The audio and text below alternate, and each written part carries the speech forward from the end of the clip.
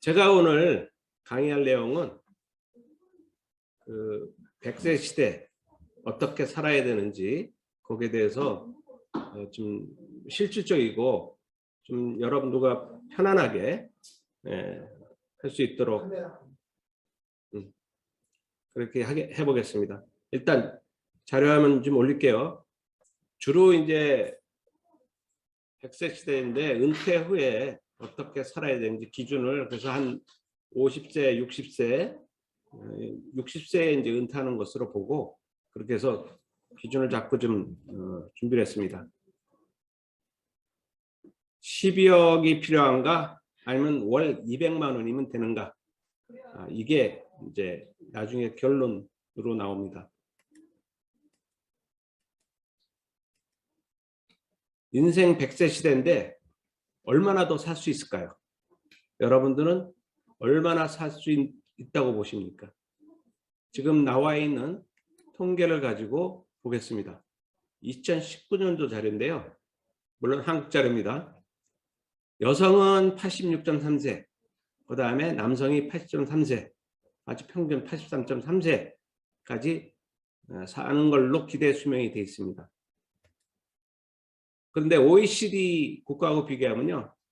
우리나라 남녀 평균 83.3세라고 그랬죠. 근데 OECD 평균이 81세입니다. 그래서 OECD 국가보다는 한 2년 정도 더 사는 걸로 되어 있습니다. 그 다음에 이 그림을 잘 보셔야 되면 이 그림이 재미있는데 보시면은 오른쪽에 이게 굵게 이렇게 있는 게 이제 2020년도에 막 태어난 애가 여자가 86.5세까지 살고요. 그 다음에 남자가 80.5세까지 산다는 표입니다. 그리고 쪼글라서 10년, 10살, 20살, 30살에서 30살 볼까요? 30살은 보면은 지금 2020년대 30살인 사람이 앞으로 얼마나 살 수 있는가 보면은 부채처럼 쭉 올라가다 보면은 여성이 57세, 57년을 더 사는 거예요. 그러니까 토탈 87세까지 산다는 얘기고요. 그 다음에 남자는 51.2년을 더 사니까 81.2년 수명이 그렇게 된다는 겁니다. 그 다음에 이제 50대 볼까요? 50은 37.7 여자가 그럼 87.7이죠.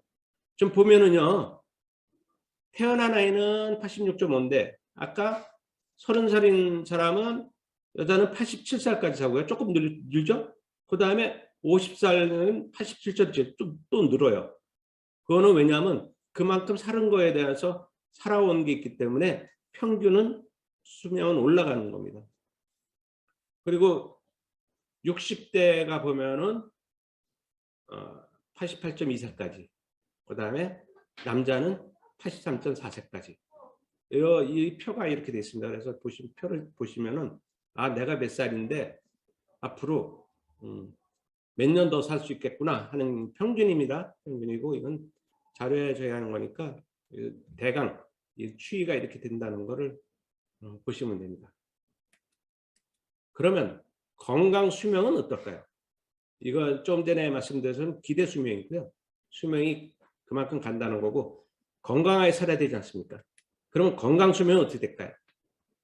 아까 여자는 기대 수명이 86.5년이라고 그랬고 남성은 기대 수명이 80.5년이라고 했는데 여기 보시면은 건강 수명은 확 떨어집니다. 남자가 65.6세, 여자가 67.2년.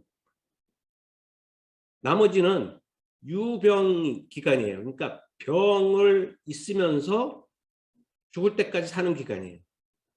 근데 이게 남자가 한 15년 되고요. 여자가 19년 정도 돼요. 여자가 훨씬 많죠? 그래서 건강 수명으로 보면은 남자하고 여자 별 차이는 없어요. 근데 병을 가지고 살아가는 기간이 여자들이 많습니다. 왜 그런지는 저도 잘 모르겠어요. 하여간 이건 통계가 그런 거니까 통계청에서 나온 통계고요. 그래서 여성분들이 보면은 오래 산다고 하지만 그거를 진짜 오래 사서 주는 게 아니고요. 사실은 병을 더 가지고 더 살기 때문에 굳이 좋다고는 볼 수 없을 것 같아요. 밑에 거 보시면은 그것도 마찬가지인데 2020년 자료는 지금 옆에 거랑 똑같습니다. 그런데 2018년 거 보면은 이제 건강 수명이 남자가 64세, 그다음에 여자는 64.9세 비슷해요.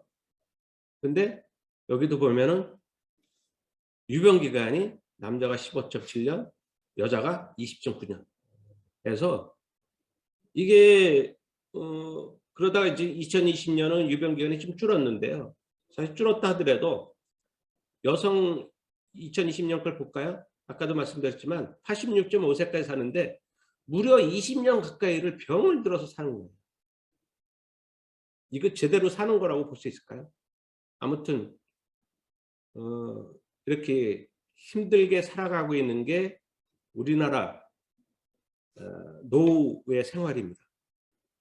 67.2세까지는 잘 사는데 그다음부터는 이후에는 병을 가지고 어렵게 산다는 얘기예요. 우리나라 65세 이상 고령 인구 비율을 한번 볼까요? 2020년 말 65세 이상 고령이 820만 명이에요. 전체 인구의 16%를 차지하고 있습니다. 근데 이게 2025년 말이면은 20% 이상이 넘어가서 초고령화 시대가 됩니다. 20%가 넘으면 초고령화 시대라고 하거든요. 근데 볼까요? 2030년 24%, 그다음에 2040년 말에는 무려 32%까지 올라갑니다. 이게 전체 인구의 3분의 1이에요. 얼마 안 남았잖아요. 그죠? 근데 이렇게 급격하게 고령 인구가 많아지고 있습니다. 그러면 왜 이렇게 고령화가 많아지고 이런 왜 이렇게 시대를 고령화 시대로 가는지 원인이 뭘까요? 그리고 문제점은 어떤 게 있을까요? 고령화 시대로 갈 수밖에 없는 거는 아까도 말씀드린 기대 수명이나 이런 것들이 조금씩 올라가고 있고요. 그다음에 노인들의 인구수는 점점 아까 비율 보셨죠? 점점 늘어나는데 밑에 출생하는 요즘에 저출산에 결혼도 안 하고 결혼해도 애도 안 낳고 그러니까 출생률이 딱 떨어지는 거예요. 많이 떨어지는 거예요. 그러다 보니까 보충이 안 돼요. 애들이 계속 나와서 보충이 돼야 되는데 인구는 점점 주는데 노령 인구는 점점 늘어나고 이게 고령화 시대로 가는 제일 큰 원인입니다. 그러다 보니까 경제를 일을 할 수 있는 그런 인력들이 점점 줄어들고 있습니다. 나이 드신 분들은 노령화돼서 일을 못하고 밑에서는 충당이 안 되고 그러다 보니까 인력이 부족하고 또 생산성 떨어지고 국가 전체가 나라 전체가 경제적인 위기에 정체에 오게 됩니다. 그러다 보니까 노인들의 증가로 해가지고 비용이 국가적으로 많이 증가하게 됩니다. 노인들은 어떻게 하든 부양을 해야 되기 때문에 요양시설도 만들어야 되고 또 거기에 뭐 보조금도 줘야 되고 하여간 어떻게 하든 해줘야 되는데 이게 만만치 않습니다. 왜? 노령 인구가 계속 늘어나니까. 그리고 문제는 저희 우리나라가 옛날부터 어떤 사회복지나 아니면 노령화 대비해서 준비해 온 게 있어야 되는데 그 준비를 별로 못했습니다. 물론 우리나라가 옛날에는 못 살고 했기 때문에 그런 것도 있고 근데 기본적으로 어떤 국가의 정책이나 이런 것들이 제대로 따라가지를 못했습니다. 제가 한 30년 전에 그 가구 수입 이런 무역을 했는데 이태리의 그 거래처 거기를 가서 그 친구하고 얘기를 했습니다. 그 친구는 이제 저한테 가구를 이제 공급을 한 거죠. 그래서 수출하고 다른 나라도 많이 하고 그래서 잘 사는 줄 알았는데 그 친구하고 이제 식사하면서 얘기하다 보니까 막 힘들다는 거예요. 그래서 "아 뭐가 이렇게 힘든데? 너 수출 잘 되고 하는데 뭐 이렇게 공장도 보니까 괜찮고 한데 왜 그러냐." 했더니 "아 이거 그렇게 하면 뭐 하냐. 소득은 많이 생겼는데 세금을 50% 이상씩 낸다는 거예요. 50% 이상. 우리 그 당시 30년엔 생각하면 뭐 지금도 좀 많이 올랐지만 50% 이상 낸다는 거는 상상이 안 가죠. 그랬더니 자기는 기껏 벌어서 세금 주다 보면 남는 거 없고 힘들다는 거야, 사는 거 자체가. "아 그러냐. 그래도 너는 나중에 네가 인제 늙어서 어떤 뭐 하면은 국가에서 다 그래서 해 주지 않냐." 했더니 그거는 맞대. 자기네는 인제 노인이 되면은 국가에서 노인 복지가 잘 돼 있다는 거예요. 그래서 그 노후 걱정은 안 하는데 지금 당장 살기가 힘들다고 그런 얘기를 하더라고요. 그런 유럽 국가나 이런 나라들은 미리 몇십 년 그전서부터 다 준비가 돼 있어요. 그래서 오히려 노후는 걱정을 안 하는데 우리는 지금 완전히 반대죠. 그냥 지금은 어떻게 먹고 살 수 있는데 노후가 되면은 가진 게 없어요. 그리고 국가에서 도와줄 게 없거든요. 정부에서 무슨 정책을 피거나 무슨 뭘 해야 되는데 무슨 예산이 있어야죠. 그러니까 정부에서도 이거를 거의 이 손을 놓고 있는 그런 상황인 겁니다. 아마 호주는 한국하고 상황이 좀 많이 다를 거예요, 제가 알기로는.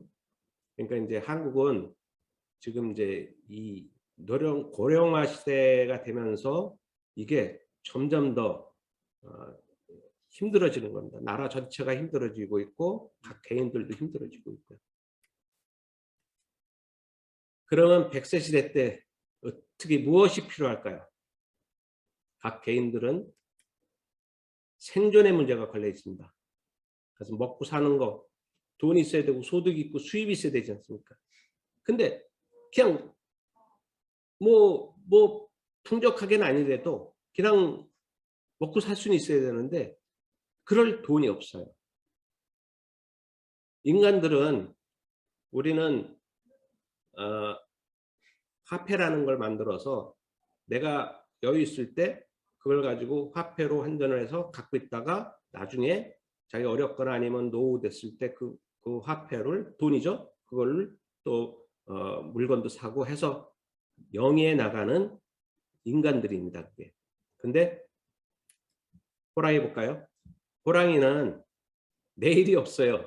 얘는 그냥 오늘 보이는 대로 잡아서 그냥 발라먹고 그것도 생고기로 먹죠. 이게 뭐 얼마나 맛있게 생고기로 먹고 피피 흘리면서 그러다가 배부르면은 먹다가 말아요.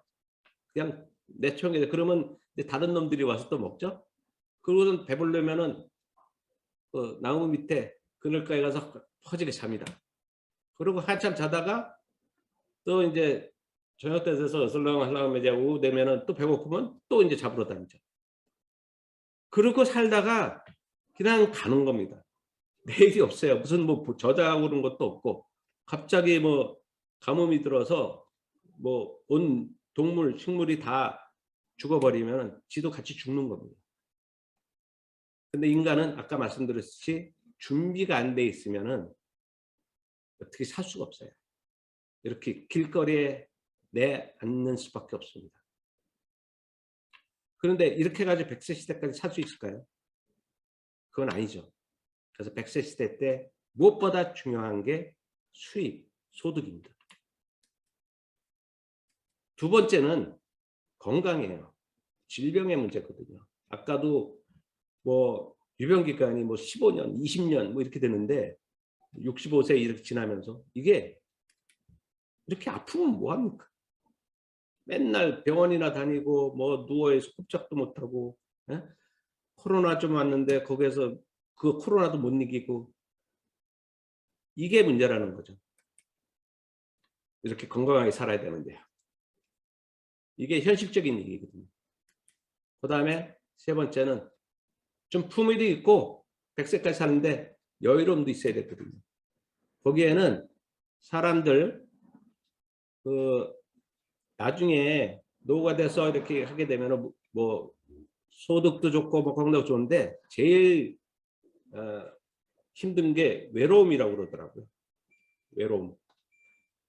누구도 상대 안 해주고 상대할 사람이 없다 보면은 그야말로 이제 뭐 우울증 걸리고 뭐 일을 하면서 그 다음에 누가 나한테 손도 안 내미는데 그 어떻게 살겠습니까? 그래서 이런 교류 문제, 이런 것들이 소통 문제죠. 우리가 항상 얘기하는. 이래야 살맛이 나죠. 사자는 품위를 지킵니다. 얼마나 멋있어요, 품위. 이러니까 사자죠. 저희는 사자만큼은 못 돼도 사자의 품위, 난 애기 사자 품위라도 하고 그 다음에 참 요트 같은 것도 한번 타보고 해야 살맛이 나지 않겠습니까? 우리 여행 좋아하시는 성호재 사장님 계신데 참 부럽습니다. 다들 부럽죠? 여행 뭐 얼마나 멋있어요. 우리 다 같이 송사님이 요트 사면은 우리 오더 타고 그래도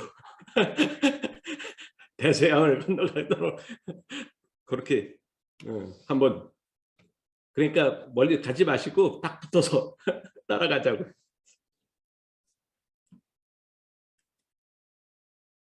실질적으로 이제 들어가 볼게요. 그럼 65세 이상 노인 인구하고 인구는 했는데 빈곤율이 있습니다. 그냥 인구만 많은 게 아니고 빈곤해요. 돈이 없다 보니까. 65세 이상 노인들 중에 잠재적인 빈곤층이 절반 이상의 55%라고 해요. 이게 통계청 자료입니다. 제가 아는 거고.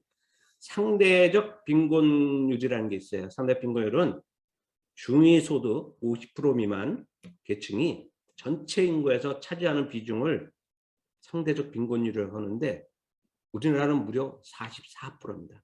그러니까 65세 이상 노인들이 우리나라 중위소득 50% 미만 이 우리 전체 인구에서 44%를 차지한다는 거예요. 아니 뭐 65세 이상이 아까 저기 16%라고 그랬죠. 인구수는 16%인데 이 빈곤율은 왜 44%냐고요. 그만큼 노인들이 힘들다는 겁니다. 미국은 23%, 프랑스, 노르웨이 같은 데는 한 자릿수밖에 안 돼요.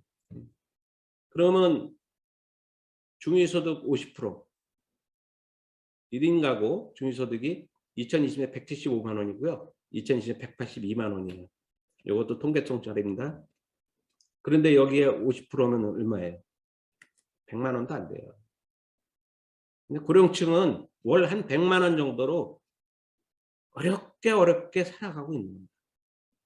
여기에 이제 조금 이제 뭐 다른 거 이제 이분들도 뭐 기초연금 받고 있는 거 다 포함해서예요. 그럼 60세 은퇴했다고 치고 그런 분이 은퇴했을 때 은퇴자 현실이 어떻게 될까요? 다 통계청 자료인데요. 보유 자산이 한 3억 7천만 원 정도 된답니다. 근데 그중에 부동산이 72%를 차지하고 있고요. 그것도 집 한 채 있는. 금융자산은 20%가 안 돼요. 그러니까 실제 돈이 없는 거예요. 부동산은 그래도 집 가진 사람들은 있지만 그래도 그게 보유자산 중에 75% 차지하니까 이거 뭐 그렇다고 집을 그냥 파는 것도 아니고, 물론 이제 집 가지고 연금식으로 이렇게 주택연금 이런 거 할 수도 있지만 현실적으로 좀 어려운 얘기고요. 그럼 미국이나 일본이나 선진국은 금융자산이 50% 이상이기 때문에 먹고 사는 거에 문제가 없습니다. 그런데다가 최근에 집값 올라가죠. 했더니 공시가격 올라가요. 그랬더니 재산세, 종부세, 세금 폭탄 맞고, 그러다 보니까 공시가격 올라가니까 건강보험료도 확 올라요. 많이 올랐을 거야 뭐. 그러다 보니까 그나마 기초연금 65세 이상 주는 기초연금 받던 것도 탈락돼요. 집값이 올라가니까. 자격이 없어지는 거예요. 그러다 보니까 유동성은 점점 더 부족해지는 거예요. 돈이 없어요. 쓸 돈이 없는 거니까.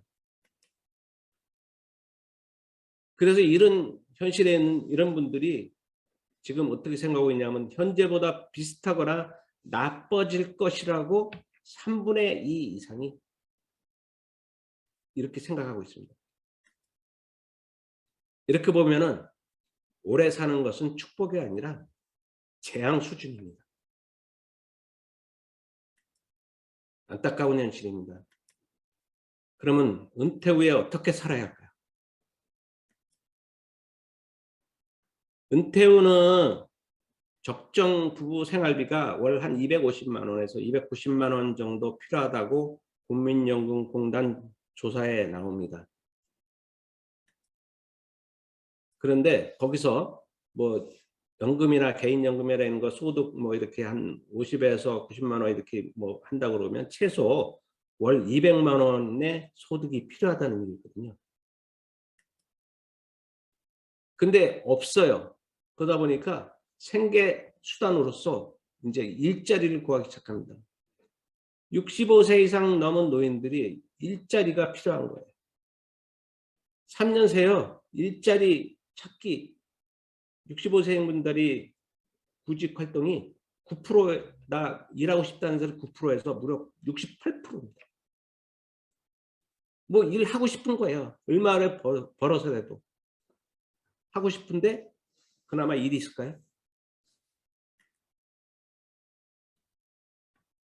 일을 할 수 있는 기간도 정해져 있고 또 기껏해야 뭐 동사무소에서 쓰레기 뭐 줍고 하는 거 뭐 제가 알기로는 하루에 한 3시간 4시간씩 해서 그것도 매일 못 나가고 일주일에 한 3번 뭐 해서 월 한 많이 받아야 한 70만 원 80만 원 받는다고 그러더라고요. 근데 그러니까 이런 그것도 몸이 아프면 또 못 하잖아요. 그다음에 그것도 이렇게 기간이 정해져 있어요. 그래서 한 사람은 계속 안 줘요.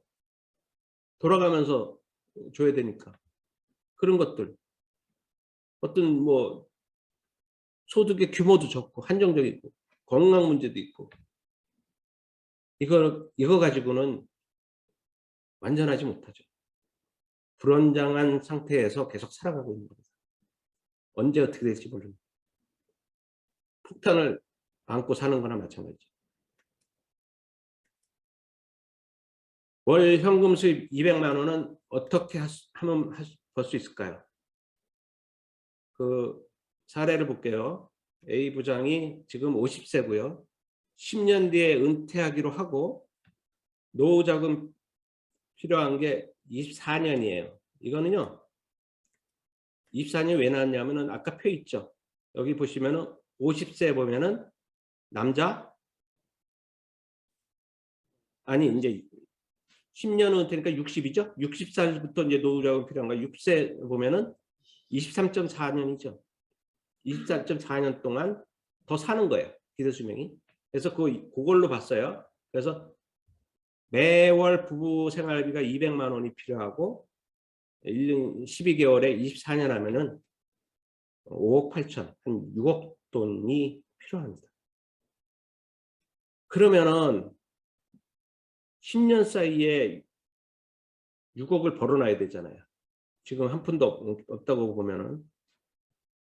근데 목돈 6억을 모으려면요. 10년 동안 모으려면 월 420만 원씩 10년을 와야 그것도 연봉이 5%씩이나 되는 거 좀 후하게 봐서 6억을 모을 수 있는데 가능할까요? 도저히 불가능하죠. 그만큼 월 현금 흐름 200만 원의 가치는 엄청난 가치입니다. 그냥 단순하게 보면 조금 전에 금융자산 목돈으로 봤을 때 6억 가치인데 이것도 24년 만에 다 털어먹는 걸로 봤을 때 6억이 필요한 거예요. 그죠? 아까 6억인데 매월 200만 원씩 쓰면은 다 없어지고 없는 거죠. 그러면은 원금은 기능 있고 이자 수입으로 해서 한 200만 원 나올 수 있다면 얼마가 필요하면요. 12억이 필요해요. 금리 한 2% 봤을 때 12억. 그죠? 12억이면은 연간 2억 4천이잖아요. 아니죠. 2,400만 원. 그죠? 2,400만 원이니까 월로 치면 200만 원. 물론 여기 세금 뭐 떼고 그러면은 그것도 안 돼요. 근데 그건 감안 안 하고 이렇게 했어요. 그러면 목돈 12억 저희가 통계 제가 여기 빠졌는데 그 은퇴한 사람들 중에 10억에서 자산이 10억에서 20억 가지고 있는 그 3%더라고요. 3%. 20억 이상은 1%. 그럼 4% 안에 들어야 되는데 4% 안에 못 들면은 그러니까 이제 이렇게 어려운 겁니다. 월 현금 흐름 200만 원이면 노후 준비 돼요. 아까 제가 말씀드렸잖아요. 근데 이걸 24년 만이 아니고 꾸준하게 들어온다? 내가 죽을 때까지 들어온다? 그럼 뭐 걱정 없죠. 그러면 무엇으로 월 현금으로 200만 원을 마련할까요? 여러분들 하시는 대로 다 PM이 있습니다. 수익과 건강과 교류를 아까 100세 시대 필요한 거 다 만족할 수 있습니다. 아까 제가 말씀드렸죠? 기대 수명 86.5년인데 이거 건강하게 살면서 할 수 있는 건데 건강 수명이 65년 남자가 여자가 67년인데 저 같은 경우는요. 건강 수명을 벌써 넘었어요. 그래서 저는 평균 넘어서 위로 올라가고 있습니다. 근데 제가 이제 올해 이렇게 이제 숫자 내면은 이거 더 이제 숫자가 올라가는 거에 기여를 하고 있는 겁니다. 평균 수명. 그리고 건강 수명이 제가 예를 들어서 저는 글쎄요. 한 80까지는 건강하지 않을까 싶은데 그 이상이 될 수도 있고요. 그러면 기대 수명은 얼마일까요? 기대 수명은 진짜 근 한 100세 가깝게 갈 수 있지 않을까 싶어요. 근데 왜 그게 가능할까요? 저는 여러분들도 다 가능하다고 생각합니다. 왜? PM을 먹고 있기 때문에. PM을 먹는 게 이게 수익뿐만이 아니라 건강하고도 진짜 관련이 있거든요. 수익과 건강을 한꺼번에 잡을 수 있고요. 거기에 또 이렇게 좋은 분들하고 같이 사업하게 되면은 교류는 같이 따라오는 겁니다.